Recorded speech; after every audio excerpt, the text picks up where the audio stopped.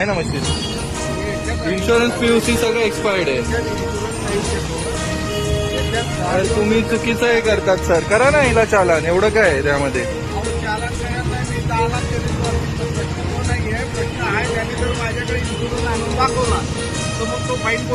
अहो पण तू अपडेट व्हायला तेवढं टाइम नाही. केव्हापासून तिचे पहिलं पण हिचं 4 वेळेस झालाय मिस्टर शेटे की लोक नाही सर.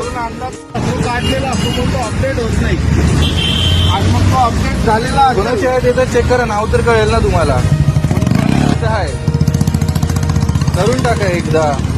लोकांना पण अर्ज करा. मी करतो त्याच्यावर असं अर्ज मी सर मी एसीपी सरांना पाठवणार. बाकी काय नाही करणार. काय म्हणताय तुम्ही. आता समजा त्या माणसाकडे इन्शुरन्स असेल तो हयात नाहीये इथं आपल्या समोर.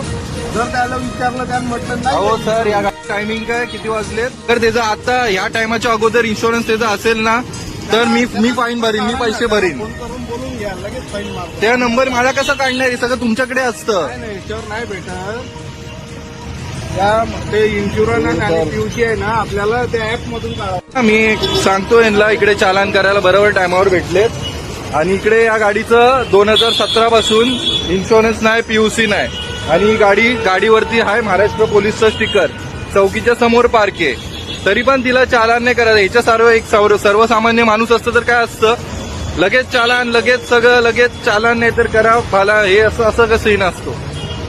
आणि मी एसीबी सरांना बोललोय तरी पण ही गाडी पण त्या दिवशी ही गाडी मी अगोदर पण टाकलेली की काय पण गाडीचं चालान आहे आणि चालान नाही करत आहे म्हणजे आपण काय बोलायचं सांगा मला. की आपण ह्या ज्या पोलिसांच्या गाड्या आहेत ह्यांचं डॉक्युमेंट सगळे एक्सपायर्ड आहे आणि हे लोक आपल्याला चालान म्हणजे स्वतः तर काय करणार नाही पण आपल्याला शिकवायला निघतात. आता ही चुकीचं आहे की नाही. हे बघा व्हिडिओ पण काढतात. ते काढून दे. एक दादा खूप वेळा सगळे लोक व्हिडिओ काढून झालेत मुंबईला. आणि हे मी काय खोटं नाही बोलत आहे. जी व्हॅलिड गोष्ट आहे तीच बोलतोय. तुम्हाला हे करायला पाहिजे चालान पण तुम्ही नाही करणार मला माहिती आहे कारण तुमच्यामधलेच कुणाची चालान. त्यांनी आणला तर भरणार ना. आता टायमिंग किती झालंय तुमच्या मोबाईलमध्ये चेक करा. मोबाईल सांगा.